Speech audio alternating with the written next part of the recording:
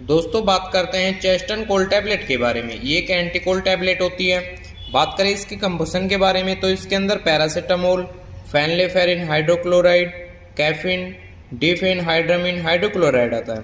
दोस्तों यदि आपके फीवर और उसके साथ में आपको सर्दी जुकाम के लक्षण हैं, जैसे कि नाकों से पानी बहना, बार बार छींकें आना, बंद नाक और कफ यानी खांसी हो रहा है, तो उसमें आप चेस्टन कोल्ड टैबलेट का इस्तेमाल कर सकते हैं। इसकी एक स्टिप के अंदर 10 टैबलेट की पैकिंग आती है, जो कि आपको केमिस्ट शॉप पे 70 रुपये के अप्रोक्स आसानी से मिल जाती है।